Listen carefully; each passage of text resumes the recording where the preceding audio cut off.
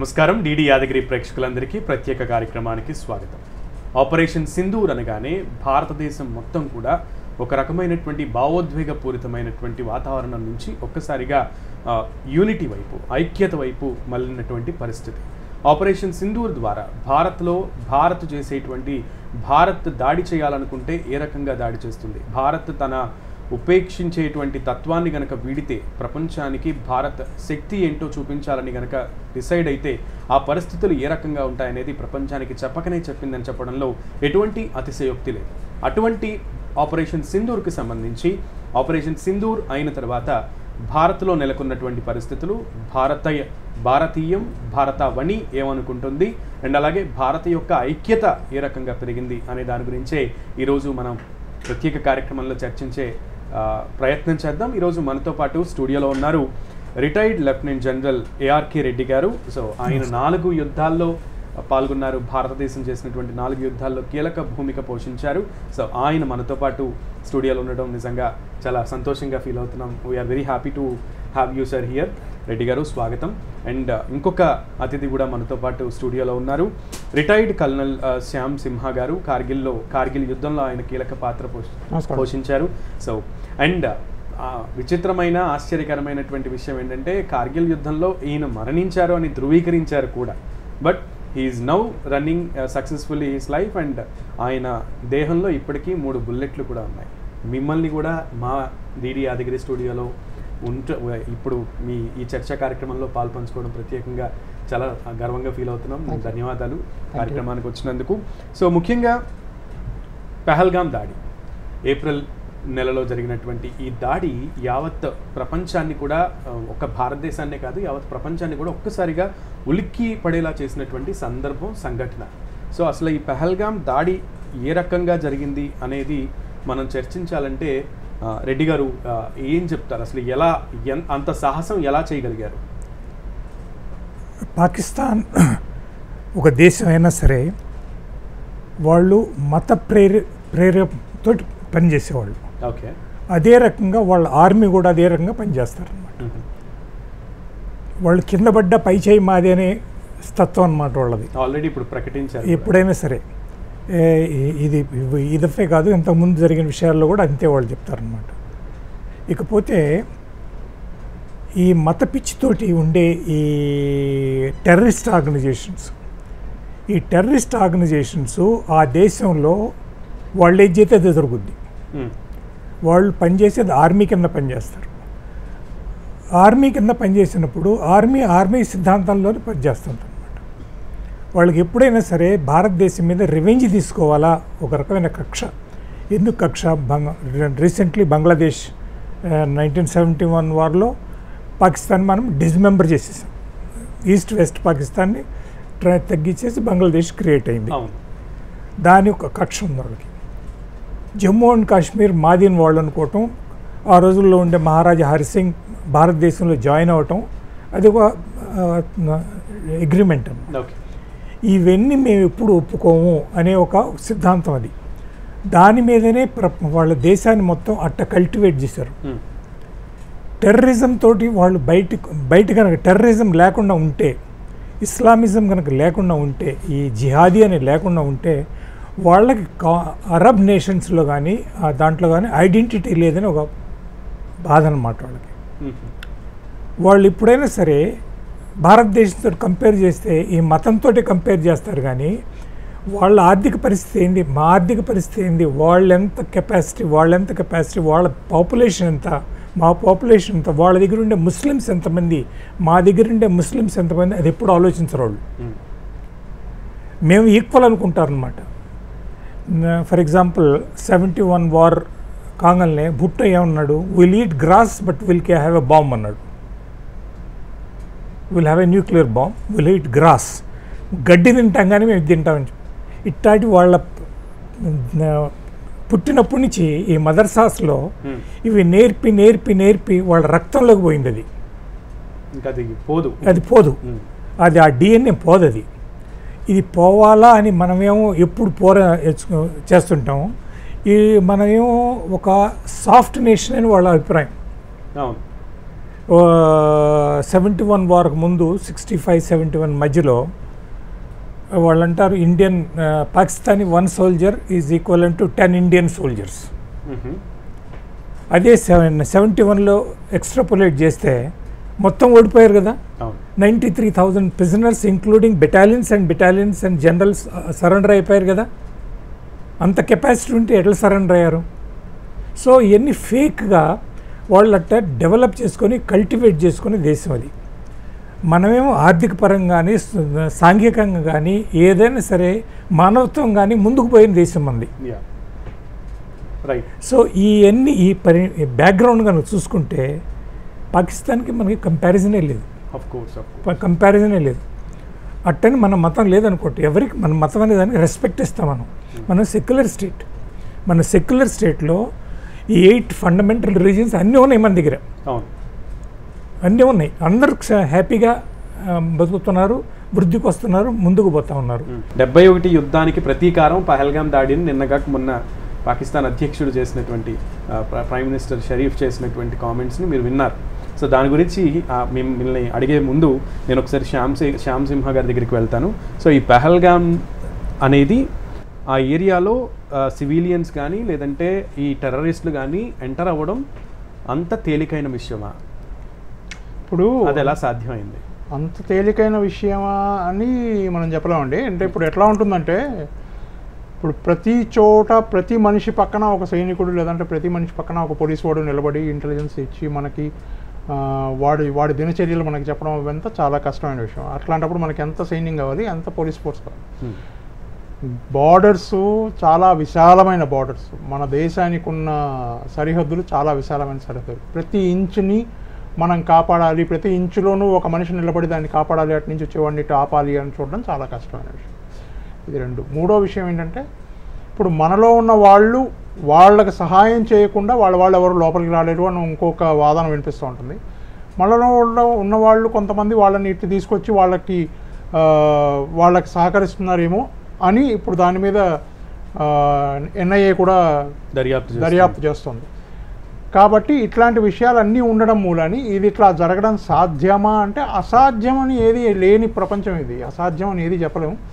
సాధ్యమని మనకి తార్కాణాలతో పాటు కనిపిస్తుంది కాబట్టి సాధ్యమని అనుకోవాలి. ఓకే.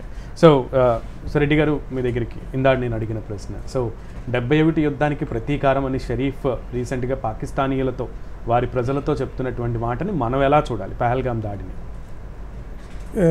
దీనికి మనం ఇంకా వెనకపోతే కార్గిల్ యుద్ధం కూడా దాని గురించే అంటారు. కార్గిల్ జరిగింది కూడా దాని గురించే. వాళ్ళు అప్పుడు ముషర్రఫ్ ఉన్నాడు, he was the chief also. Nawaz Sharif was his elder brother was the prime minister. Shahbaz షరీఫ్కి ఇప్పుడు elder brother Nawaz Sharif. So అప్పుడు పిక్చర్ ఎలాంటిదంటే, డిస్మెంబర్ నుంచి రివెంజ్ తీసుకోవాలనే ఉద్దేశంతో వాళ్ళ ఇది. అందుకని ఏ కారణమైనా సరే కార్గిల్లో 120 కిలోమీటర్స్లో లోపలికి చొచ్చుకొని వచ్చారు. 8 కిలోమీటర్ డీప్గా వచ్చారు. అందరు రాకపోయినా కొంతమంది డీప్గా వచ్చారు.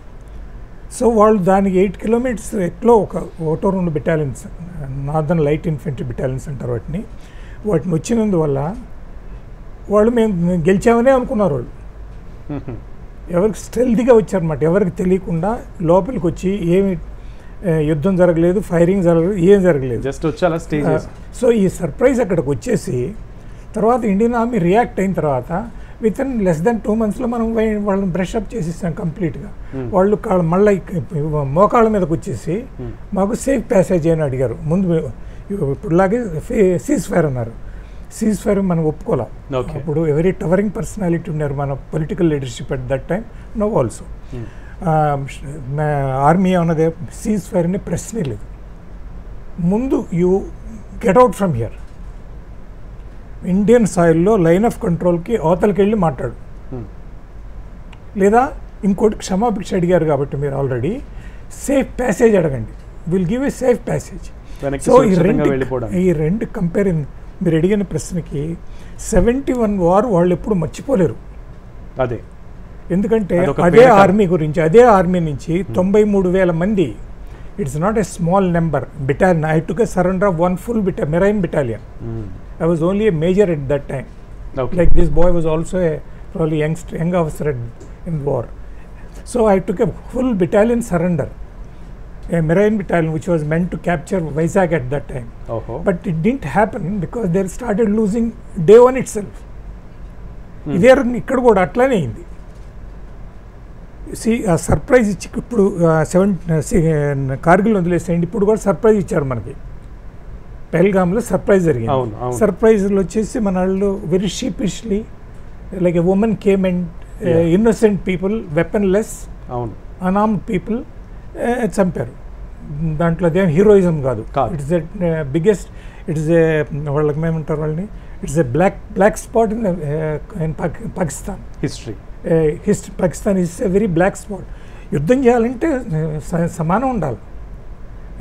వెపన్లెస్ పీపుల్ వచ్చేసి ఇన్నోసెంట్ సివిలియన్స్, అందులో టూరిస్ట్కి వచ్చి హ్యాపీగా వచ్చిన వాళ్ళు చంపేయింది. భార్య ముందు భర్తని, బిడ్డ ముందు తండ్రిని చంపడం అనేది ఇన్హ్యూమన్ యాక్టివిటీ అనమాట. సో వాళ్ళ ఇన్హ్యూమన్ యాక్టివిటీస్కి, టెర్రరిజంకి, వాళ్ళ ఉండే తత్వానికి తేడా ఏం లేదు. ఏ విధంగా అయినా సరే ఈ టెర్రరిస్ట్ని ఉపయోగించుకోండి, అల్ఖాదాని ఉపయోగించుకోండి, ఎల్టీని ఉపయోగించుకోండి, జైషే మొహమ్మద్, ఏ టెర్రరిస్ట్ ఆర్గనైజేషన్ తీసుకున్నా సరే వాళ్ళు చేసేది ఇదే, చేయబోది కూడా ఇదే చెప్తున్నాను నేను. భవిష్యత్తులో కూడా ఇదే చేస్తారు వాళ్ళు. ఎందుకంటే లెసన్స్ అనేది నేర్చుకోరు. లెసన్స్ నేర్చుకుంటే ఎప్పుడూ నేర్చుకుని ఉండేవాళ్ళు. లెసన్స్ నేర్చుకునేది వాళ్ళ డిక్షనరీ లేదు. లేకపోతే they won't promote their own chief who should have been sacked. Right. So army major, అక్కడ పాకిస్తాన్ ఆర్మీ మేజర్ ఏమయ్యారో తెలియదు. ఒక సెన్సేషనల్ వాళ్ళ మీటింగ్లో ఇన్సైడ్ పాకిస్తాన్ వాళ్ళ ఎన్ఆర్ఐస్తో మాట్లాడుతున్నప్పుడు ఆ సభలో పాకిస్తానీ మేజర్ ఏం మాట్లాడారనేది ప్రపంచం అంతా చూసింది. హేట్రెడ్నెస్ని స్ప్రెడ్ చేయడం ఆయన ప్రధాన ఎజెండాగా కనబడింది. అండ్ ముఖ్యంగా మతం, మీరు ఏదైతే అన్నారో రెడ్డి గారు, మతాన్ని ఎక్కువ ప్రాముఖ్యతగా చూపించాడు ఆయన కూడా. ఆర్మీ మేజర్ అయ్యింది. సో ఆయన తర్వాత యుద్ధం స్టార్ట్ అయిన తర్వాత ఆయన అడ్రస్ గల్లంత అయిపోయింది. ఈవెన్ ప్రైమ్ మినిస్టర్ అడ్రస్ గల్లంత అయిపోయినటువంటి పరిస్థితి. ఎక్కడికి వెళ్ళిపోయారో తెలియదు. సో దాన్ని ఎలా చూడాలి అంటే, ముందే ఇదంతా ప్లాన్ చేసి ఎన్ఆర్ఐల ద్వారా పెహల్గామ్ అటాకర్స్కి ఒక వే ఇచ్చారా? ఇప్పుడు మనం జాగ్రత్తగా గమనించాల్సిన విషయం ఏంటంటే, కార్గిల్లో ఈ దేశం, పాకిస్తాన్ దేశం ఎట్లాంటి దేశం అంటే, ఇప్పుడు సార్ చెప్పినట్టు 1971లో 93,000 సైనికుల్ని మా వాళ్ళు కాదు అని సరెండర్ చేసుకున్నారు. వాళ్ళు లొంగిపోయారు వచ్చి. కార్గిల్లో 1999లో వాళ్ళ సైనికుల్ని మనం చంపేసి వాళ్ళ బాడీస్, వాళ్ళ శవాల్ని మనం వెనక్కిస్తామంటే వీళ్ళు మా వాళ్ళు కాదు, మాకు వద్దు అని శవాల్ని కూడా తీసుకోలేదు. ఇప్పుడు రీసెంట్గా జరిగినటువంటి ఒప్పందాలన్నీ క్యాన్సిల్ అయినప్పుడు, సిటిజన్షిప్ని క్యాన్సిల్ చేసి, వీసాలు క్యాన్సిల్ చేసినప్పుడు ఇక్కడి నుంచి వెళ్ళిన వాళ్ళని కూడా తీసుకోలేదు. అటారీ బోర్డర్ దగ్గర అడ్డుకున్నారు అనేది కూడా పాకిస్తానీ వాళ్ళే వెల్కమ్ చేయలేదు వాళ్ళని అనేది కూడా ఒక. సో ఎగ్జాక్ట్లీ అందులో ఎట్లా అంటే, వాళ్ళల్లో వాళ్ళ తండ్రికి కొడుకుతోటి, కొడుకుకి తండ్రితోటి, అన్నకి తమ్ముడితోటి, తమ్ముడికి అన్నతోటి ఎక్కువ బాంధవ్యం ఉన్నట్టు మనకు కనపడుతుంది. అట్లాంటప్పుడు వీళ్ళ ఉద్యోగాలు చేస్తున్నాడు. ప్రధానమంత్రి వాడు ఉద్యోగం చేస్తున్నాడు, చీఫ్ వాడు ఉద్యోగం చేస్తున్నాడు. కాబట్టి వాళ్ళకంత ఏమంటారు దాన్ని, దేశభక్తి అట్లాంటివి ఉంటాయని నేను అనుకోను మొదటి. దాని తర్వాత మీరు కనుక వాళ్ళు వెళ్ళిపోయారు లేదా మన మీద ఏదో ప్రతీకారం తీసుకున్నారు, వాళ్ళు లోపలికి వచ్చారు, బయటికి వెళ్ళారు, ఇవన్నీ ఏమి లేవు. అక్కడ వాళ్ళకి కావాల్సింది ఏంటంటే వాళ్ళ ప్రభుత్వం బతకాలి. ఇప్పుడు వాళ్ళకి తినడానికి తిండి లేదు. పాకిస్తాన్ పరిస్థితి ఎంత అసహ్యంగా ఉందంటే, ఎంత దారుణంగా ఉందంటే, వాళ్ళ ప్రజలకి తినడానికి తిండి లేదు. ఆర్థిక వ్యవస్థ వాళ్ళది మొత్తం కూలిపోయింది. ఒకవైపు బలూచిస్తాన్ దాడులు చేస్తోంది, లోపల వీళ్ళు టెర్రరిస్టులు తెచ్చిపెట్టుకున్న వాళ్ళు అంతర్గతంగా కలహాలు సృష్టిస్తున్నారు. లోపల తిరుగుబాటు వచ్చే ఒక పరిస్థితిలా కనిపిస్తూ ఉంటుంది. మరి అట్లాంటప్పుడు వీళ్ళు కనుక మేము భారతదేశంతో కొట్లాడుతున్నాం, లేదంటే అక్కడ ఏదైనా ఒక పరిస్థితి సృష్టిస్తామని చెప్పబోతే షాబాజ్ షరీఫ్ను కూడా రేపు పొద్దున బయటకు తీసుకొచ్చి తంతారు. అది పరిస్థితి. ఓకే, అందుకని ఇట్లాంటివి జరుగుతుంటాయి. ఓకే రెడ్డి గారు, మీరు పాల్పంచుకున్నటువంటి 62 కానీ 65 కానీ 71 కానీ లేదంటే కార్గిల్ కానీ, అప్పుడు యుద్ధం పరిస్థితులు వేరు, men to men I think. కానీ ఇప్పుడు టెక్నాలజీ డెవలప్ అయిపోయిన తర్వాత ఇప్పుడు యుద్ధాలు వేరు, అన్నీ కూడా ఆన్ స్కై జరుగుతున్నటువంటి పరిస్థితి. సో రీసెంట్గా జరిగిన ఆపరేషన్ సింధూర్ జరిగినటువంటి యుద్ధ విధానాన్ని మీరు ఎలా చూస్తారు? కార్గిల్ ఆపరేషన్లో కూడా అండి ఇండైరెక్ట్ ఫైరింగ్ వెపన్స్, అంటే డైరెక్ట్ కాకుండా ఇండైరెక్ట్ ఫైరింగ్ వెపన్స్, వాళ్ళ ఎఫెక్టివ్నెస్ is something like very laudable effort. అట్టని ఇన్ఫెంట్రీ రిక్వైర్మెంట్ లేదని కాదు, అల్టిమేట్లీ ఇన్ఫెంట్రీ పోతేనే you can hold the ground. So infantry పోద్ది. ఇక్కడ మనం గ్రౌండ్ వాళ్ళ ఏరియాని మనం కబ్జా చేద్దామనే ఉద్దేశం మనకు లేదు. టెక్నాలజీ ఉపయోగించుకొని వాళ్ళ టెర్రరిస్ట్ క్యాంప్స్ని న్యూట్రలైజ్ చేయాలనే ఉద్దేశంతో పోయాం మనం. అది చేయాలంటే మనం స్టాండ్ ఆఫ్ పొజిషన్, అంటే మన దేశంలోనే మనం ఉండి, మన హద్దుల్లోనే మనం ఉండి, మన ఇండైరెక్ట్ ఫైరింగ్ వెపన్స్, మిసైల్స్ కానీ ఇంకేదైనా రాకెట్స్ కానీ ఇట్లాంటివి ఉపయోగించుకుంటా ఎలక్ట్రానిక్ కౌంటర్ మెజర్స్ ఇవన్నీ తీసుకుంటా మనం వాళ్ళని న్యూట్రలైజ్ చేసుకొని మనం అటాక్ చేసాం. 9 టార్గెట్స్ అని అందరూ అంటా ఉన్నారు. 9 టార్గెట్స్ అని చేసాం. ఈ 9 టార్గెట్స్ మీద ఇప్పుడు నెల రోజులు అయింది. ఇప్పుడు exactly 1 month since it happened.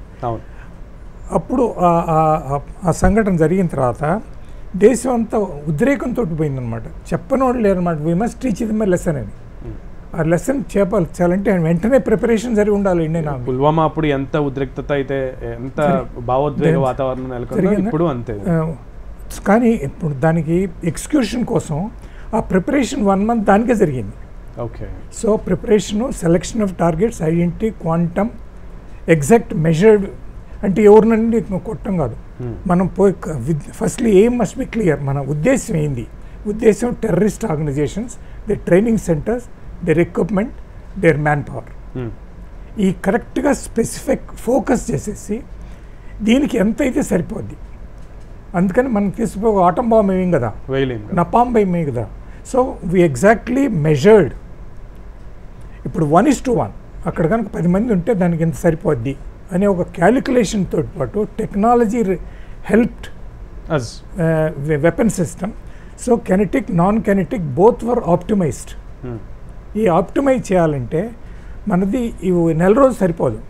అంటే మన దగ్గర ప్రిపరేషన్ ఉండాలి కదా, ఖచ్చితంగా మన దగ్గర ప్రిపరేషన్ ఉండాలి కదా.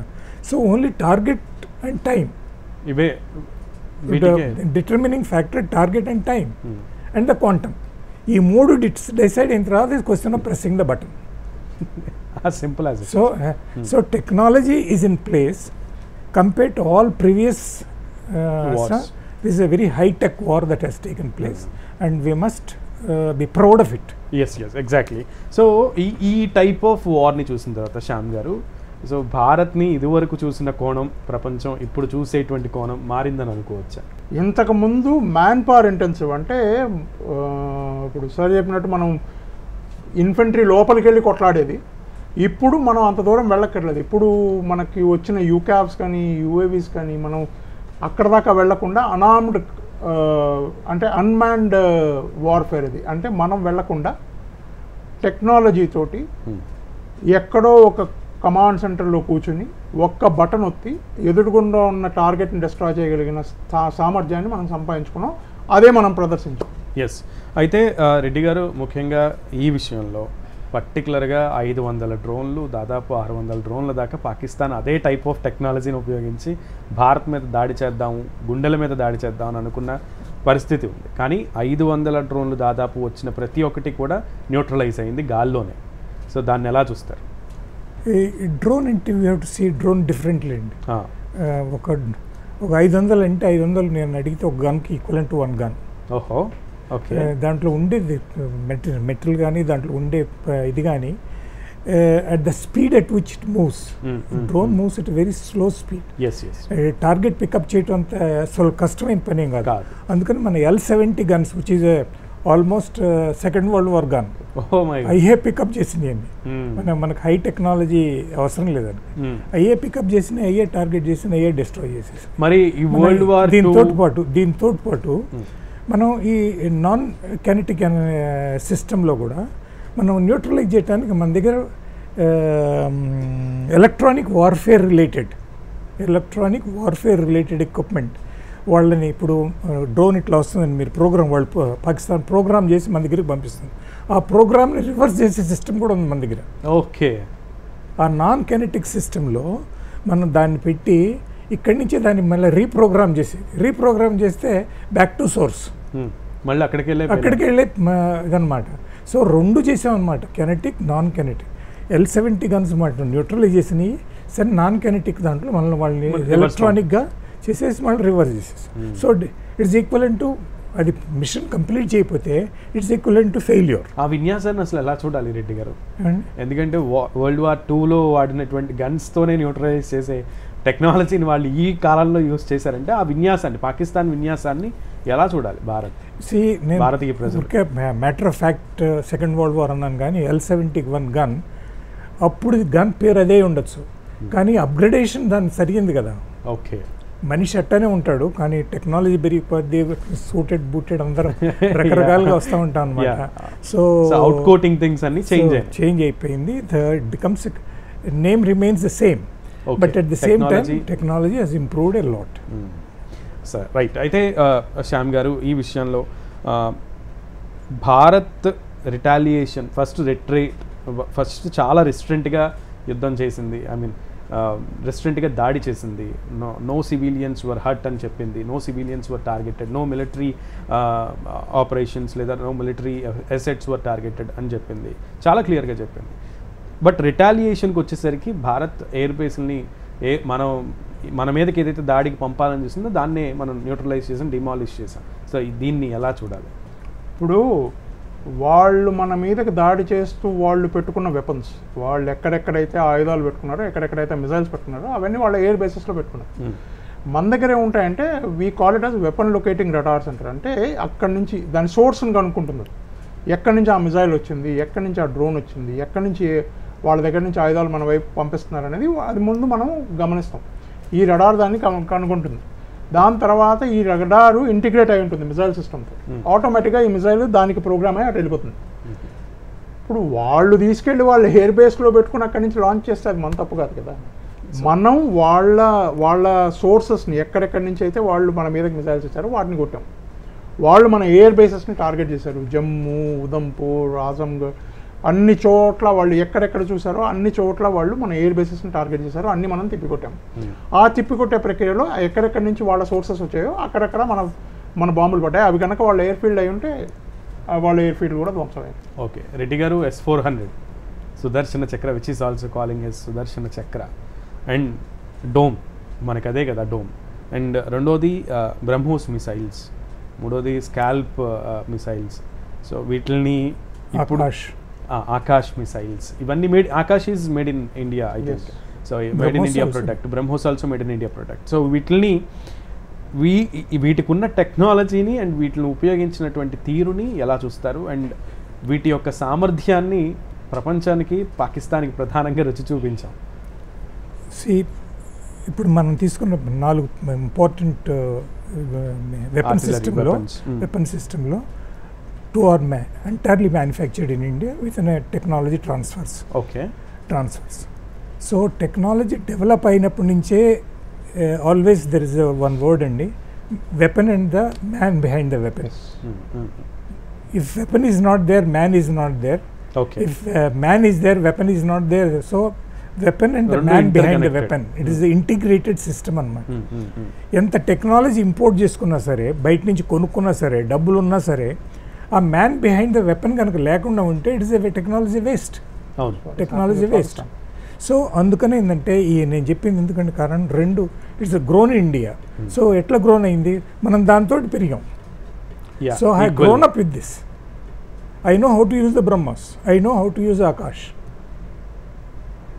సో ఈ అదర్ పోతే S-400 సిస్టమ్స్, దాన్ని మనం దాన్ని కూడా ట్రాన్స్ఫర్ ఆఫ్ టెక్నాలజీ ఉంది, దానికి కూడా ట్రాన్స్ఫర్ ఆఫ్ టెక్నాలజీ మన దగ్గర ఉంది. దాన్ని తీసుకొని పోయి రావడానికి అమెరికన్స్ గ్రేట్ అబ్జెక్షన్ అనమాట. ఎందుకంటే వాళ్ళ దగ్గర ఉండే వెపన్స్ మిసైల్స్ కన్నా this is one of the AD systems, is one of the state of the art. Okay, state of the art. దాని మీద ముందులో రష్యా ట్రైనింగ్ అయింది. రష్యా నుంచి ఇక్కడికి వచ్చిన తర్వాత వాళ్ళ టెక్నీషియన్స్ వచ్చి ట్రైనింగ్ చేశారు. There is a very intense training. రష్యాకి మనకు ఉండే రిలేషన్షిప్ ఎలాంటిదంటే వాళ్ళ సీక్రెట్స్ అని మనకు షేర్ చేస్తారు. అదే రకంగా పాకిస్తాన్ ఉంది, చైనాతో ఉంది, వాళ్ళు షేర్ చేయరు. మేము ఇస్తున్నాం కదా, మేము ట్రైనింగ్ చేస్తాం, మీకు ఎందుకు ఇదంతని, ఏదైనా అవసరం ఉంటే చెప్పండి, మేము వచ్చి రిపేర్ చేస్తాం, అంతే. ఇప్పుడు S-400 చేయడానికి, రిపేర్ చేయడానికి మన వర్క్షాప్స్ అన్నీ ఇంటిగ్రేట్ అయిపోయింది. ఇప్పుడు రష్యన్స్ మనకు అవసరం లేదు. నేనేం చెప్పడానికి ఏంటంటే మన దగ్గర వెపన్ సిస్టమ్ ఉంటే దాని గురించి క్షుణ్ణంగా నాలెడ్జ్ ఉండే మ్యాన్ పవర్ కూడా ఉంది మన దగ్గర. అది that is the great thing. That is so ఈ సిస్టమ్స్ మధ్య ఇంటిగ్రేట్ చేసేసి ఈ మ్యాన్ పవర్ తోటి ఈ టెక్నాలజీ తోటి మనం ఉపయోగించేప్పుడు అందువల్ల ఎన్ని integrated weapon system, integrated air defence system దానికి మనకి ఉపయోగపడింది ఇప్పుడు. బేసిక్గా అది that is the basic thing. The man behind the mission has created the difference. పాకిస్తాన్లో you see any of the wars, most of the వార్స్లో ఎట్లా అవుతుందంటే వాళ్ళు ఒక బుల్లెట్ పేలిన తర్వాత వాళ్ళ సైనికులు అక్కడే ఉంటారు అనేది డౌట్. ఉండొచ్చు, పారిపోవచ్చు, చెప్పలేము. వాళ్ళకు వాళ్ళ దగ్గర ఉన్న ఆయుధాలు పేల్చడానికి వాళ్ళ దగ్గర అంత పరిజ్ఞానం ఉందా? డౌట్, తెలియదు. మాంది అట్లా కాదు. ఒకటి బుల్లెట్ ఎటు వస్తే నేను ఎంతో మందిని చూసాను. నా దగ్గర పనిచేస్తున్న వాళ్ళని, నా సీనియర్స్ని, నా కోర్స్మేట్స్ని, నా జవాన్లని, బుల్లెట్ ఎటు వస్తే అటే వెళ్ళగలిగిన దమ్ము ధైర్యం ఉన్న వాళ్ళని ఎంతోమందిని చూసాను. భారతదేశంలో అది నేర్పిస్తారు. మొదటి విషయం భారత సైన్యం. రెండు, మనకున్న వెపన్, ఒకవేళ నాకు ఆయుధం ఇస్తే నా ఆయుధాన్ని నాకంటే బాగా ఎవడు వాడకూడదు, వాడకుండా ఉండేట్టుగా నేను ట్రైనింగ్ అవుతా. అది మన అడ్వాంటేజ్. అందుకనే man behind machine makes the most impactful decision. Right. అష్టదిగ్బంధనం అనే పదాన్ని మనం ఈ ఆపరేషన్ సింధూర్లో చాలా బాగా యూజ్ చేసాం రెడ్డి గారు. సో అష్టదిగ్బంధనం అంటే 8 దిక్కుల నుంచి కూడా బంధించడం. పాకిస్తాన్ని అటు వాటర్ని, న్యాచురల్ రిసోర్స్ని, మనం ఇంటి నుంచి వెళ్ళేటువంటి వాటర్ని బంధించాం. అండ్ దౌత్యపరంగా చాలా రెస్ట్రిక్ట్ చేసాం. అండ్ అన్ని విధాలుగా కూడా పాకిస్తాన్ని ఇరుకున పెట్టే ప్రయత్నం చేసాం. అది ఎంతవరకు సఫలీకృతమైందని మీరు అనుకుంటారు? ఫస్ట్లీ ఇంపోజింగ్ కాస్ట్ అండి. ఇది మనం ఫ్లై ఓవర్ ద మన ఎయిర్ స్పేస్ని మనం పర్మిట్ చేయలేదు. So that it self imposed cost. Bangladesh పోవాలి, శ్రీలంక పోవాలి, ఇంకో చోట మలేషియా కావాలంటే సర్కిటస్ రూట్లో పోవాలా, they have to refuel somewhere. Refuel కావాలంటే వాళ్ళకి ఛార్జెస్ కట్టాలి. No one will allow you to come inside. So ఈ imposed a cost on them. అదే అడగచ్చు, ఎన్ని మనకు కూడా వర్తిస్తాయి, మనకి కూడా వర్తిస్తాయి. But we can afford it. Exactly. మనకేంటంటే మనం ఆర్థికంగా క్షీణిస్తలేవు. మనం $5 trillion ఎకానమీ అని మనం అనుకున్నప్పుడు అది ఇంకొక సంవత్సరం పోస్ట్ పోన్ చేసుకున్నాం. అంతే, ఒక టార్గెట్ పోస్ట్ పోన్ అవుద్ది. కానీ ఆర్థిక పరిస్థితి మనది తక్కువలో లేదు కదా. మనకి $700 billion రిజర్వ్స్ ఉన్నాయి ఇప్పుడు. మనకు ఉపయోగపడటానికి మనకి ఏం తక్కువేం లేదు. And the complete countries, undivided countries behind the soldier. 100% undivided country, integrated from all points. మనం భిన్నత్వం ఉన్నా సరే ఈ విషయంలో మాత్రం ఏకత్వం కరెక్ట్గా డెమాన్స్ట్రేట్ అయింది మొన్న. సో ఇట్లాంటిది అక్కడ లేదు. అక్కడ బెలూచిస్తాన్ అనేది they will never come back. వాళ్ళకి ఎక్కడ భయం పుట్టింది అసలు? ఈ నా పర్సనల్ అభిప్రాయంలో they got a huge equipment, either freely come from America, freely come from China as a gratis. ఏదైనా సరే ఉందో వాళ్ళ దగ్గర, లేకుండా ఏం లేవు. ఇప్పుడు దాకా F-16s ఇంకా పెట్టుకొని ఉన్నాయి. సో అందుకని ఏంటంటే వాళ్ళ దగ్గర లేకుండా లేవు. కానీ భయం ఎక్కడ పుట్టిందంటే ఈ బెలూచిస్తాను, ఈ పాకిస్తాన్ ఆక్యుపైడ్ కాశ్మీర్, ఈ రెండింటి మీద వాళ్ళకి భయం పుట్టింది. ఓకే. సెకండ్ ఏంటంటే పొలిటికల్ లీడర్షిప్ పాకిస్తాన్ ఆర్మీ తోటి దే నెవర్ గో ఎలాంగ్. ఎంత వెపన్ సిస్టమ్ ఉన్నా సరే అది ఉపయోగపడే పరిస్థితులు లేదు. ఓకే. సో శ్యామ్ గారు, ఈ విషయంలో పక్కలో బల్యం అని మనం చిన్నప్పటి నుంచి ఒక పదాన్ని వింటూ ఉంటాం, ఒక సూత్రాన్ని, సామెతని. సో ఈ విషయంలో పర్టికులర్గా ఆపరేషన్ సింధూర్లో పక్కలో బల్యంలా తయారైంది BLA. 1947 నుంచే బలూచిస్తాన్ ప్రాబ్లం నడుస్తోందండి. అది ఇప్పుడు ఇట్ హాస్ గ్రోన్ బిగర్. అది కొంచెం చాలా పెద్దగా తయారై ఇప్పుడు ఏ పరిస్థితికి వచ్చిందంటే పాకిస్తాన్ ఆర్మీ నిలబడలేకపోతుంది. బలూచిస్తాన్ ఆర్మీ వాళ్ళు ఒక ఆర్మీ అని వాళ్ళు పెట్టుకుని వాళ్ళు చేస్తున్న దాడులను వీళ్ళు భరించలేకపోతున్నారు. పాకిస్తాన్ ఆర్మీ భరించలేకపోతుంది. ఇప్పుడు వాళ్ళు ఎంత దాకా తెగించేశారంటే వాళ్ళకై వాళ్ళు స్వతంత్రం ప్రకటించుకుని హద్దులు పెట్టి, ఈ హద్దులు దాటి మీరు లోపలికి వస్తే మేము చంపేస్తామన్న లెవెల్లో తయారయ్యారు. కాబట్టి పాకిస్తాన్కి భయం వేస్తుంది. పాకిస్తాన్ మీద ఉగ్రవాదం చేయడం, ఒక ట్రైన్ ఆపేసి, మొట్టమొదటిసారిగా ట్రైన్ ఆపి దాన్ని హైజాక్ చేసి అందులోంచి హాస్టేజెస్ తీసుకుని పాకిస్తాన్ సైన్యాన్ని అంతా చంపేసి, అట్లాగే పాకిస్తాన్ లోపల వాళ్ళ ఎయిర్ బేసెస్ మీద దాడులు చేయడాలు, ఇట్లాంటివన్నీ చేయడం మూలాన్ని పాకిస్తాన్లో ఒక అంతర్గతంగా ఒక భయం పుట్టింది. ఏంటంటే ఇప్పుడు ఎన్ని వైపులు కొట్లాడుతుంది పాకిస్తాన్? ఇప్పుడు ఇండియాతో కొట్లాడుతుంది, తాలిబాన్తో కొట్లాడుతుంది ఆఫ్ఘనిస్తాన్లో, ఇక్కడ బాలూచిస్తాన్తో కొట్లాడుతుంది, లోపల అంతర్గతంగా కొట్లాడుతూ ఉంటుంది. కాబట్టి ఇవన్నీ చూసి ఇవన్నీ భరించలేక అందులో నష్టం చాలా భయంకరంగా జరిగింది బలూచిస్తాన్ యుద్ధంలో సైన్యానికి. ఓకే. సో దీనివల్ల వాళ్ళకి ఆ మాట నిజం, పక్కలో బల్లెంలాగానే అనిపిస్తోంది ఇప్పుడు BLA. సో అండ్ ఇంకొక విషయం, దౌత్యపరంగా అంటే ప్రపంచానికి భారత్ ఈ ఆపరేషన్ సింధూర్ గురించి పూర్తిగా తెలియజేసే పనిలో పడింది, ఇప్పుడు నిమగ్నమైంది. టీమ్స్ అన్నీ కూడా వెళ్తున్నాయి, అఖిలపక్ష ఎంపీలు వెళ్తున్నారు. So this point to be noted particularly, అఖిలపక్ష ఎంపీలు భారత్ గురించి, భారత్ ఆపరేషన్ సింధూర్లో భారత్ చేసినటువంటి విధానాన్ని ప్రపంచానికి తెలియజేసే పనిలో ఇప్పుడు నిమగ్నమై ఉన్నారు. సో దీన్ని ఎలా చూస్తారు? ఇందులో అఖిలపక్షం never and ever possible in Pakistan. అఖిలపక్షం అని మనం చెప్పక్కర్లేదు, this itself shows the unity, మన ఐకమత్యాన్ని చూపిస్తుంది. అన్ని పార్టీలు లేదా ఎంతమంది ఉన్నారో భారతదేశంలో అందరూ దేశ సమగ్రత కోసం వచ్చినప్పుడు అందరూ ఒక తాటి మీద నడుస్తారు, అది చూపిస్తుంది మొదటి విషయం. రెండో విషయం, ఇది ప్రపంచంలో ఉన్న అన్ని దేశాలకి వీళ్ళు వెళ్ళి వాళ్ళు మనం చేసింది వాళ్ళకి చెప్తున్నారు అనమాట.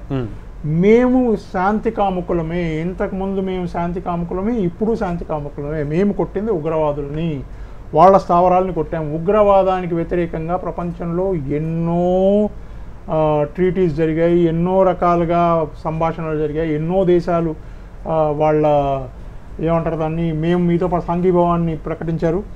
ఎన్నో దేశాలు దానివల్ల బాధపడ్డాయి, ఇప్పటికీ ఈరోజు కూడా బాధపడుతున్నారు. నిన్న కూడా ఇజ్రాయెల్ దౌత్యవేత్తలను అమెరికాలో చంపేశారు. కాబట్టి ఉగ్రవాదం మంచిది కాదని ప్రపంచంలో అన్ని దేశాలు ఒప్పుకుంటాయి. ఇప్పుడు మనం చేస్తున్న దానికి అందుకనే మనకి చాలా వరకు సంఘీభావాన్ని తెలిపాయి అన్ని ప్రపంచ దేశాలు. ఇప్పుడు మనం చేస్తున్న ఈ అఖిలపక్షం వెళ్ళి వాళ్ళతో, వాళ్ళ నాయకత్వంతో, ప్రపంచ దేశాల్లో ఉన్న నాయకత్వంతో మాట్లాడుతూ వాళ్ళకి మనం చేస్తున్నది, మనం ఏం చూస్తున్నాం ఫ్యూచర్లో ముందస్తుగా మనం వాళ్ళకి చెప్తాం అనమాట. ఇది మేము చూస్తున్నాం ముందు, ఉగ్రవాదం లేని సౌత్ ఈస్ట్ ఏషియా, ఉగ్రవాదం లేని ప్రపంచాన్ని మేము చూస్తున్నాం అంటే ఈ వైపున మనం నాయకుల్లాగా ముందుకెళ్తున్నాం, మన వెనకాల మన ప్రపంచం అంతా రావడానికి మనం ఒక నాంది పలుకుతున్నాం. ఇలా చేయడం మూలాన్ని మనకు యుఎన్లో సెక్యూరిటీ కౌన్సిల్లో పర్మనెంట్ సీట్ రావడానికి ఇది ఒక గట్టి మెట్టు అని నేను. సో పర్టికులర్గా రెడ్డి గారు ఈ విషయంలో అంటే ఆపరేషన్ సింధూర్ అయిపోయిన తర్వాత, పోస్ట్ ఆపరేషన్ సింధూర్ తర్వాత భారత్ అంతా ఏకమైంది, ఐకమత్యం ప్రదర్శించింది, భారతదేశం అంతా కూడా ఆర్మీకి అండగా ఉంది, ఆర్మీ వెనక ఉంది అనేది చూపించింది. సో దీన్ని ఎలా చూస్తారు? అంటే భారత్ అంతా భిన్నత్వంలో ఏకత్వం అని నిరూపించినటువంటి సందర్భంగా చూడొచ్చు అది. కరెక్ట్ అండి, డౌట్ ఏం లేదు. అసలు ప్రతి 62 వార్లో ఉన్నంత కూడా అదే జరిగింది.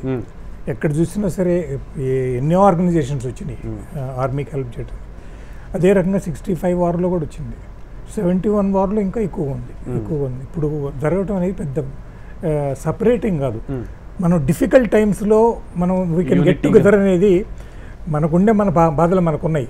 ఆ బాధలు ఏంటంటే వేరే సాఫ్ట్ స్టేట్, మన యుద్ధాలు కొట్టుకోవడం, తన్నుకోవడం మనకు పనికిరావు అనే ఒక ఇదన్నమాట. అవసరం వస్తే తక్కువ యుద్ధం చేస్తాం, అవసరం లేకపోతే ఎందుకు ఈ యుద్ధాలు అనుకునే రకం. సో అందుకని మన soft state is a very very dynamic approach, very correct approach.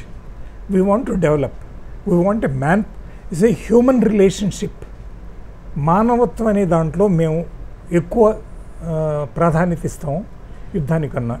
ప్రధానమంత్రి గారు అన్నారు కదా, it's not the year of war అని. ఇప్పుడు యుద్ధాలు చేసే పరిస్థితి కాదు. ఇంతమంది జనం, humanity development, this man power resource development, ఇట్లాంటి మీద కాన్సన్ట్రేట్ చేస్తే as a soft state you'll be able to better identification అని. ఆపరేషన్ సింధూర్ స్టిల్ కంటిన్యూస్ అనే స్టేట్మెంట్ కూడా మీరు వినే ఉంటారు. So it is still continuing. కానీ ఈ విషయాన్ని ఎందుకన్నారంటే, ఈ మాటను ఎందుకు ఉపయోగించారంటే, టెర్రరిజాన్ని కుక్కటి వేళ్లతో సహా పెకలించేయాలి, నిర్మూలించాలి, సమానంగా సమూలంగా దానిని నిర్మూలించేయాలనేది మెయిన్ థీమ్ ఆపరేషన్ సింధూర్కి. So is it that much possible? అంటే ఖచ్చితంగా తొందరలోనే సాధ్యం అవుద్దని అనుకుంటారు. ఇప్పుడు ఎట్లా అయితే 2026 కల్లా మావోయిస్టులు అందరూ అంతమవుతారని ఎట్లయితే మనం ప్రకటిస్తున్నామో, అది సాధ్యం అవుతుందా టెర్రరిజాన్ని అంతం చేయడం? రెడ్డి గారు, నా అభిప్రాయంలో కాదండి అంత తొందరగా టెర్రరిజం. ఎందుకంటే పాకిస్తాన్ ఆర్మ్డ్ ఫోర్సెస్, ఆర్మీ అని అన్నాం, navy, air force also is a potent force. వాళ్ళకి ఈ టెర్రరిస్ట్ ఆర్గనైజేషన్స్ ఒక స్ట్రాటజిక్ వెపన్స్ లాగా ఉన్నాయి. స్ట్రాటజిక్ అసెట్స్ అంటారు వాళ్ళు ఏమి ఒక సపరేట్ ఆర్గనైజేషన్ కాదు, వర్కింగ్ అండర్ ISI. వాళ్ళని పోషించేది వాళ్ళే, ఫండింగ్ చేసేది వాళ్ళే, ఎయిమ్స్, ట్రైనింగ్, ఆబ్జెక్టివ్స్ అంతా వాళ్ళే. స్లీపర్ సెల్స్ కూడా క్రియేట్ చేసేది వాళ్ళే. ఓకే, అన్నీ ఇంటిగ్రేటెడ్ ఆర్గనైజేషన్ అనమాట. ఎందుకంటే ఈ వ్యాలీలో కానీ ఇంకో చోట కానీ ఇంకా మన హైదరాబాద్లో కానీ స్లీపర్ సెల్స్ ఉన్నాయని చెప్పి అందరికీ తెలుసు. ఇవన్నీ చేసుకుంటూ పోతూ ఉంటే ఇంత తొందరగా ఇప్పుడు say for example today Jaish-e Mohammed is very active, very active. అది పోయి మొన్నటిదాకా అల్-ఖైదా యాక్టివ్, అంతకుముందు తాలిబాన్ వచ్చింది, ఇంకోటి వచ్చింది, ISIS అని ఒకటి వచ్చింది. సో ఇది చిన్నగా బ్యాక్గ్రౌండ్ పోద్ది, ఇంకోటి వస్తుంది. సో ఇది పోద్ది అని చెప్పి నేను అనుకోను. నాకు అట్లీస్ట్ అనదర్ 20 yearsలో ఎట్లా హొరైజన్ కనపట్లేదు. అందుకని మనం we should be prepared for this type of eventuality. ఇంకో సాఫ్ట్ టార్గెట్ ఎక్కడో పట్టుకుంటారు వాళ్ళు, ఏమీ లేనిది. అట్లీస్ట్ జమ్మూ కాశ్మీర్ ఒకరు ఏదో జరుగుతుందో అక్కడ పట్టుకున్నారు, కానీ ఇక్కడ కూడా జరిగినాయి కదా. తాజ్మహల్ ఓట్లో జరిగింది కదా, పార్లమెంట్ మీద జరిగింది కదా. అందువల్ల ఏంటంటే సాఫ్ట్ టార్గెట్స్ ఎక్కడో పట్టుకుంటారు. దాని గురించి మిమ్మల్ని ఇంకో ప్రశ్న కూడా నేను అడుగుతా రెడ్డి గారు. దానికంటే ముందు శ్యామ్ గారిని అడుగుతా. ఈ విషయంలో పర్టికులర్గా మీరు రెడ్డి గారితో ఏకీభవిస్తారా? ఇప్పుడు ఇందులో ఉగ్రవాదం అంతమయ్యే పరిస్థితి ఎక్కడ ఉండదు, ఇక్కడ కాదు ఎక్కడ ఉండదు. కానీ ఇదంతా ప్రపంచానికి కనబడే ముప్పే కదా, కనబడని ముప్పు కూడా కాదు. మీరు కనపడ్డ ముప్పు అనుకున్నా, కనపడకపోయిన ముప్పు అనుకున్నా. ఇప్పుడు ఉగ్రవాదం అంటే ఏంటండి బేసిక్గా, ఇప్పుడు నాకు మీరు నచ్చరు, మీరు ఏదో చెప్పారు, మీరు నచ్చరు, ఈ ప్రాంతాన్ని సే ఫర్ ఎగ్జాంపుల్ ఒక రూమ్ని మీ దానికి అధిపతి, నేను అదే రూమ్లో ఉన్నాను, నాకు నచ్చదు, నేనేం చేస్తాను, ఒక కుర్చీని తీసుకుని విరగొడేస్తాను దాన్ని. విద్రోహ చర్య అది. సో ఇట్లాంటివి this is normal. You just can't control all these things. అప్పుడు ఇది కంట్రోల్ అవ్వాలంటే మీకు వాళ్ళల్లో చేతనత్వం రావాలి. ఉగ్రవాద దేశాల్లో ఉగ్రవాదుల్లో చేతనత్వం, వాళ్ళు సమాజంలో కలిసిపోవాలి, అంటే మన సమాజంలో కలిసిపోవాలి. They should get integrated into our societies. దీని గురించే భారతదేశంలో భారత సైన్యం చాలా రకాలుగా ప్రక్రియలు చేసింది. సద్భావన అన్నాం, హోమ్ అండ్ హెల్త్ అన్నాం, వాళ్ళని మన లోపలికి తీసుకురావాలనుకున్నాం, వాళ్లకు ఉద్యోగాలు ఇవ్వాలనుకున్నాం, వాళ్ళని ఒక సమాజంలో ఒక బాధ్యత గల సభ్యుల్లాగా నిలబెడదామని అనుకున్నాం. ఎప్పటి నుంచి చేస్తున్నాం, 20 ఏళ్ళు 25 ఏళ్ళ నుంచి జరుగుతున్నా ఇంకా జరుగుతున్నాయి. కాబట్టి ఎప్పుడో ఎవడో ఒకడు వస్తాడు, ఒక్కడు చేసినా అది ఉగ్రవాదమే కదా, 10 మంది చేసినా ఉగ్రవాదం. కాబట్టి ఉగ్రవాదం కంట్రోల్ చేయడం అనేది ఐ డోంట్ థింక్ అది ఇప్పుడని కాదు, హిస్టారికల్లీ ఆల్సో మీరు రాజ్యాలు చూసినా కూడా ఎప్పుడు కలదు. ఉగ్రవాదం అనేది ఖచ్చితంగా ఒక్కళ్ళు చేసినది ఉగ్రవాది కింద వస్తుంది. కాబట్టి అదొద్దు. సో రెడ్డి గారు ఇందాక మిమ్మల్ని ఒక ప్రశ్న అడుగుతానన్నాను. స్లీపర్ సెల్స్ అనేది మనం ఒకటి వాడాం. ఆపరేషన్ సింధూర్ తర్వాత భారత్ మేల్కొందని చెప్పొచ్చా? ఎందుకంటే చాలామంది పాకిస్తాన్ ఏజెంట్లు బయటకు వచ్చారు, చాలామంది స్లీపర్ సెల్స్ని గుర్తించడం జరిగింది, చాలామంది వేసేటువంటి ప్లాన్స్ ఇప్పుడు కస్టడీలో ఉన్నారు, NIA కస్టడీలో ఉన్నారు, బాంబ్ స్క్వాడ్ అంటే మొత్తం సీన్ రీకన్స్ట్రక్షన్స్ చేస్తున్నటువంటి పరిస్థితి కూడా నెలకొంది. సమీర్ నేను వాళ్ళని తీసుకెళ్ళి, సో వీళ్ళని ఇది చూస్తుంటే సిరాజ్ని సమీర్ని తీసుకెళ్ళి చూస్తుంటే, సో ఇటువంటి స్లీపర్ సెల్స్ భారత్లో ఇంకా ఎంతమంది ఉండొచ్చు? అండ్ ఇప్పటికైనా భారత్ మేలుకుని వీళ్ళందరినీ ఏరే పనిలో ఉందని అనుకోవచ్చా? ఎప్పటి నుంచో ఉంది కానీ ఇప్పుడు బయటకు వచ్చిందని అంటారా? ఇప్పుడు సేపు ముందు మనం నేషనల్ ఇంటిగ్రేషన్ గురించి, భిన్నత్వంలో ఏకత్వం అనే దాంట్లో ఒక రకమైన ఎడ్యుకేషన్ మన దేశంలో కావాలండి. ఆ ఎడ్యుకేషన్ ఎలాంటిదంటే, know my neighbour, I must know my neighbour. Obviously I must know my neighbour. అక్కడే నైబర్ల దగ్గర కూర్చొని నాకెందుకు అని చెప్పి నేను ముక్కుసుట్టుగా నేను వెళ్ళిపోతూ ఉండేది. ఎట్ట వస్తానో ఎట్ట పోతానో చూస్తాను, కానీ నా పక్కన ఎవరున్నారు, ఇటు ఉన్నారు, వెనక ఎవరున్నారు, ముందు ఉన్నారు చూసేది ఏం లేదు. అది మినిమం తెలుసుకోవాలి. అది తెలుసుకొని రిపోర్ట్ చేయాలి. And you should be Brave enough to bring it to the notice. ఏదో ఇక్కడ పరిస్థితి జరుగుతుంది, సంథింగ్ అన్యాచురల్ ఈజ్ హ్యాపెనింగ్ చెప్తే వాళ్ళు చూసుకుంటారు. It's not my job. At least చెప్పే ధైర్యం చేయాలి. ఆ ధైర్యం అనే దానికి ఒక ఎడ్యుకేషన్ కావాలి. ఆ ఎడ్యుకేషన్ నా అభిప్రాయంలో పాసిబిలిటీస్ పొలిటికల్గానే పాసిబుల్. ఇది గవర్నమెంట్ మెషినరీ తోటి వచ్చే ఇది కాదు. మనం పోయి పొలిటికల్ స్పీచెస్ కానీ సాంఘికంగా కానీ స్పీచెస్ ఇచ్చే చోట ఇది కూడా చెప్పాలి. కేవైసీ అంటే మనం కేవైసీ చెప్పమంటుంటే దాని బదులు ఈ నో యువర్ నైబర్ ఫస్ట్. ఆ నో యువర్ నైబర్ లేకుండా ఈ టేక్ ఫర్ ఎగ్జాంపుల్ లక్నో అండి, ఇది ఎప్పుడు జరుగుతూ ఉంది, లాస్ట్ 5 years నుంచి ఇంటెన్స్గా జరుగుతూ ఉంది. అయినా కూడా అక్కడ కూడా పట్టుకొని వచ్చారు. అక్కడి నుంచి కూడా పట్టుకొని వచ్చారు. సో అందుకని ఏంటంటే ఈ స్లీపర్ సెల్ కూడా ఒక రకమైన హైరార్కీ అనమాట. ఇవాళ ఉన్నోళ్ళు రేపు రిక్రూట్ చేయాలి మళ్ళీ కొత్త వాళ్ళు రూల్ పొజిషన్ అది. నువ్వు కనుక వస్తే నువ్వు ఒక్కడే కదరా, నువ్వు ఇద్దరిని తీసుకొని రావాలని. వాడు ఇద్దరు వచ్చిన తర్వాత నలుగురిని చేస్తారు వాళ్ళు. ఇద్దరు ముందు వాళ్ళు ఇద్దరు ఎక్స్టింక్ట్ అయిపోతారు, ఎటో పోతే వెళ్ళిపోతారు అనమాట. ఈ ఇంటెలిజెన్స్ రిలేటెడ్ దాంట్లో మనం ఇప్పుడు మన జరిగిన కేసుల గురించి మాట్లాడుతున్నాం, కానీ అట్లాంటి కేసులు ఎన్ని అవాయిడ్ అయినాయో మనకు తెలియదు. Intelligence is very active in the country, very active in the country. ఇట్లాంటి స్లీపర్ సెల్స్ని పట్టుకునేది, వాళ్ళ ద్వారా ఇంకోటి పట్టుకునేది బొక్కలో దూసేది. సో వాళ్ళ మీద ఇన్ఫర్మేషన్ తీసుకొని పట్టుకునేది, కేసెస్ ఫైల్ చేసేది, అవి ముందుకు రావు. సో అందుకని ఇట్లాంటి ఇన్సిడెంట్ జరగకుండా చేసింది ఎన్నో ఉన్నాయి. ఏది బయటకు వస్తున్నాయి అనుకోవాలి, కొన్ని బయటకు వస్తూ ఉన్నాయి, కొన్ని పట్టుకున్నాం. అందువల్ల ఏంటంటే ఈ స్లీపర్ సెల్ అనేది అది ఆ అవేర్నెస్ రావాలి. కానీ 145 కోట్ల పాపులేషన్లో కొంచెంగా చాలా కష్టం. శ్యామ్ గారు మీరేమంటారు? స్లీపర్ సెల్ మన దగ్గర ఉంది లేదు అనేది ఇంటెలిజెన్స్ వాళ్ళు చూస్తున్నారు. వాళ్ళు పట్టుకున్నవి కొన్ని మనకు మాత్రమే కనిపిస్తున్నాయి, కొన్ని మాత్రమే మనకు కనిపిస్తాయి. కరెక్ట్. కనపడనివి చాలా ఉంటాయి, కానీ మనం ఇంటెలిజెన్స్ ఫోర్స్ అంటే మన ఇంటెలిజెన్స్ ఫోర్స్ కూడా లిమిటెడ్గా ఉంటుంది. అంటే కొంతమంది ఉంటారు, 1000, 2000, 100, 300 ఎంతమందో ఉంటారు. కానీ ఇక్కడ దేశ జనాభా 145 కోట్లలో ఈ 100 మంది ఎక్కడెక్కడ చూడగలరు, ఎన్నెన్ని వెతకగలరు, ఎక్కడని వెతకగలరు. కాబట్టి సమాజ స్పృహ ఉండి మన పౌరులు ముందుకు నిలబడి దేశం కోసం పాటుపడాలి. ఆ పాటుపడినప్పుడే ఈ స్లీపర్ సెల్స్ తగ్గుతాయి. అదే జనరల్ రెడ్డి గారు చెప్పింది. మీ పక్కన ఉన్నవాడు, ఇంతకుముందు బీట్ కానిస్టేబుల్ అని కాన్సెప్ట్ ఉండేది. బీట్ కానిస్టేబుల్ అంటే ఆ గల్లీలో తిరిగేవాడు, మొత్తం అంతా ఆ గల్లీలో తిరుగుతున్నప్పుడు వాడు చెప్పేవాడు, వెనక్కి వచ్చి చెప్పేవాడు అనమాట వాళ్ళ స్టేషన్లో, ఈ గల్లీలో ఈ 15 ఇళ్లల్లో ఎంతమంది ఉన్నారు, ఇంతమంది కాకుండా ఈరోజు 2 కొత్త వాళ్ళు వచ్చారు, వీళ్ళిద్దరు పేర్లు ఇవి అని. ఇప్పుడు మన దగ్గర పెరిగిపోయిన జనాభా వల్ల మనం అంతమంది పోలీస్ వాళ్ళని మనం డిప్లాయ్ చేయలేం. కాబట్టి మన పక్కన ఇప్పుడు మీరు మా ఇంటి పక్కన ఉంటే నేను చెప్తాను అన్నాడు, వీళ్ళ ఇంట్లో ఇంకో 2 ఎవరో వచ్చారు కొత్త వాళ్ళు ఎవరో తెలియదు మనకి, కానీ కొంచెం డిఫరెంట్గా కనిపిస్తున్నారు. So we should be more vigilant. మనం కొంచెం జాగ్రత్తగా ఉండాలి. వెళ్ళి ఇమీడియట్గా మనం పోలీసులకు చెప్తామా లేదా వేరే వాళ్ళకి చెప్తామా అది తర్వాత, కానీ వీళ్ళని కొంచెం మనం చూస్తూ ఉండాలి, కొంచెం జాగ్రత్తగా ఉండాలి.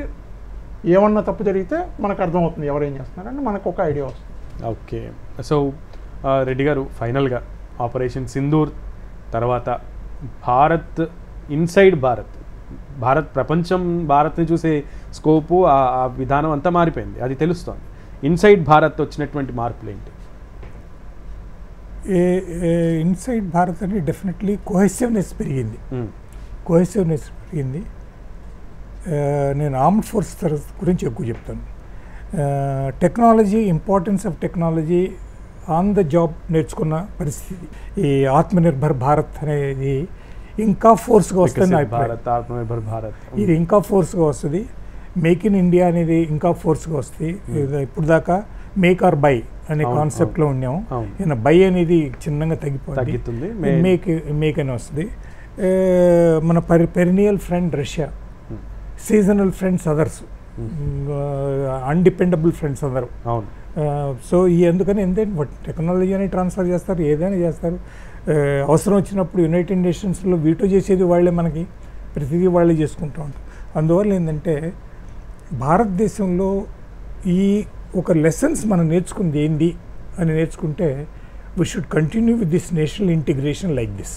ఇంటిగ్రిటీ అనేది ఖచ్చితంగా ఇంటిగ్రేషన్. యా. సో శ్యామ్ గారు, ఫైనల్గా మీరు భారత్కి ఎంతమంది, ఎన్ని దేశాలు యునానిమస్గా, అటానమస్గా, without any second thought, without any second కూడా టైం తీసుకోకుండా సపోర్ట్ చేసినటువంటి దేశాల సంఖ్య చాలా ఎక్కువ ఉంది. వెరాజ్ కమింగ్ టు పాకిస్తాన్ 3-4 ఇట్లా లెక్కబెట్టి చెప్తాం, టిబెట్, చైనా, ఇరాన్ అన్నట్లుగా. సో ఇది చూస్తేనే అర్థమవుతుంది దట్ ప్రపంచం అంతా ఎటువైపు ఉంది, టెర్రరిజానికి ఎంత నెగిటివ్గా ఉందని. కానీ పాకిస్తాన్ దీన్ని అర్థం చేసుకోలేదు ఈ జన్మకి అనేది వాస్తవమే కదా.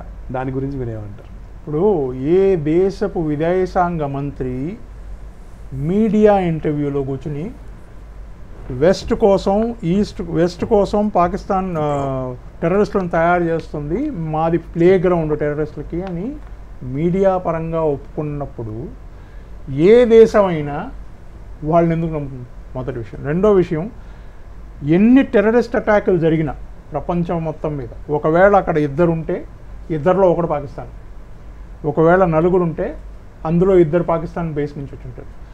కాబట్టి ఇది ట్రైనింగ్ గ్రౌండ్ అని అందరికీ తెలుసు. కాబట్టి మనకి పిలవకుండానే మనకి ఉగ్రవాదానికి వ్యతిరేకంగా మనం పోరాడుతున్నాం అని తెలిసినప్పుడు ప్రపంచంలో మనకు మద్దతు వచ్చింది. రెండు, పాకిస్తాన్కి మద్దతు ఎందుకు వస్తుందండి? మీరు ఒకటి ఆలోచించండి. ఇప్పుడు మనం ఏం చెప్పాము, మీ దాంట్లో ఉగ్రవాద స్థావరాలు ఉన్నాయి. పెహల్గామ్ ఎప్పుడు జరిగింది, ఆప్ సింధూర్ ఎప్పుడు జరిగింది? 22 ఏప్రిల్ దగ్గరగా జరిగింది పెహల్గాము. 6 మే మనకు ఆప్ సింధూర్ జరిగింది. 15-20 రోజులు మనం వాళ్ళకి సమయం ఇచ్చాం. మీరు మీ ఉగ్రవాద స్థావరాలు మూసేయండి, లేదా ఉన్న ఉగ్రవాదులను తరిమేయండి, అది డిస్మాంటిల్ చేయండి, కొట్టేయండి అని. వీళ్ళు చేశారా? చేయలేదు. ఇన్ని రోజులు మనం వాళ్ళకి సమయం ఇచ్చి ఎంత మనం ఎదురు చూసినా వాళ్ళు ఏమి చేయలేదు కాబట్టి మనం ఆప్ సింధూర్ లాంచ్ చేస్తాం. కాబట్టి అది వాళ్ళకి తెలుసు. ఇప్పుడు పాకిస్తాన్కి మద్దతు ఏ ప్రకారంగా ఇస్తారు? పాకిస్తాన్ ఏమంటుంది, ఉగ్రవాదులతో మాకేం సంబంధం లేదు, వాళ్ళే చేస్తారు. మరి మీ భూభాగంలో సివిలియన్లనే భారత్ చంపేసింది అనేది పాకిస్తాన్ వాదన. కరెక్ట్. కాబట్టి మీ భూభాగంలో మేమేమంటున్నాం అంటే, మీ భూభాగంలో వాళ్ళకి ఉగ్రవాదులకు మీరు స్థావరాలు ఎందుకు ఇస్తున్నారంటే దానికి ఏం చెప్పట్లేదు. వాళ్ళు ఏమంటారు, మా సివిలియన్స్ని మీరు చంపేశారు అని. ఇప్పుడు ఉగ్రవాదులు యూనిఫామ్లు వేసుకుని వచ్చి కొట్లాడతారా? లేరు కదా.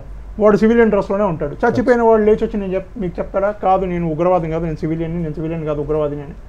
వాడు వాడి దగ్గర ఉన్న తుపాకులు అప్పటి వరకు ఫోటోలు తీస్తున్నంత వరకు అక్కడే పెట్టి వాళ్ళ ఫోటోలు తీస్తారని నమ్మకం ఏంటి? సో వాళ్ళు చెప్తున్న వాదనలో 1% 1% కూడా నిజంగా అనిపించట్లేదు. అందుకని ఏ దేశమైనా వాళ్ళకి ఎట్లా మద్దతు ఇస్తుంది? వాళ్ళకు మద్దతు ఇచ్చే దేశాలన్నీ మతపరమైన దేశాలు. మద్దతు కూడా మతపరమైన మద్దతు. మేము ఇస్లామిక్ నేషన్ కాబట్టి వాళ్ళకి ఇస్లామిక్ నేషన్ కాబట్టి వాళ్ళకి మేము మద్దతు ఇస్తాం. ఈ ప్రాతిపదిక మీద వచ్చిన వాళ్ళు. భారతదేశంలో ఉన్న ముస్లిమ్స్ కూడా వాళ్ళకి మద్దతు ఇవ్వలేదు. మీరు వేరే దేశాల గురించి మాట్లాడుతున్నారు. సో ఎవ్వరూ మద్దతు ఇవ్వరు. ఎందుకు మద్దతు? ఫైనల్గా Turkey Turkey is a funny country అండి. ఫన్నీ కంట్రీ, బోల్డ్ స్టేట్మెంట్ అనుకోవచ్చు. ఓల్డ్ స్టేట్మెంట్ అనొచ్చు. ఏమైనా సరే వాళ్ళ దగ్గర టూరిజం రిలేటెడ్ థింగ్స్ చాలా ఉన్నాయి. ఎందుకంటే ఇది Ottoman empire. It was an Ottoman empire. It is the only country Europe ఏషియాలో కలిసి కంట్రీ అనమాట. సో అందుకని ఏంటంటే వాళ్ళు ఇప్పుడు చేసింది ఇంతలా ఉన్న సపోర్ట్ పాకిస్తాన్కి చేసి ఇంతకుముందు ఎప్పుడు లేదు. మనతోటి ఈ ప్రజెంట్ రిజీమే, వాళ్ళ టర్కీలో ఉండే ప్రజెంట్ రిజీమ్ ఇండియాకి ఆపోజిట్ అయింది. అంతవరకు దాకా మనకి ఫేవరబుల్గా లేకపోయినా ఎగ్నెస్ట్ మాత్రం కారు. బట్ ఇప్పుడు ఎగ్నెస్ట్ అయిపోయింది. అది ఆటోమేటిక్గా సెటిల్ అయిపోద్దండి. ఎకనామిక్ రీజన్స్ వాళ్ళు they opted already for economic this one. They are not కట్టర్ జిహాద్ అట్టాటి ఏం లేదు, టెర్రరిస్టిజం అట్టాటి ఏం లేదు. వాళ్ళు ఏంటంటే ఏదో ఒక ప్రజెంట్ ఆర్గనైజేషన్ అట్లా వచ్చేసి అది రిజీమ్ మారద్ది one of these day in another 3-4 years. అది మారంగానే they will change their outlook. అప్పుడు మళ్ళీ ఇంటాక్స్కి రావచ్చు భారత్. ఎక్స్పెక్ట్ చేయొచ్చు. Turkey is not going to be a great.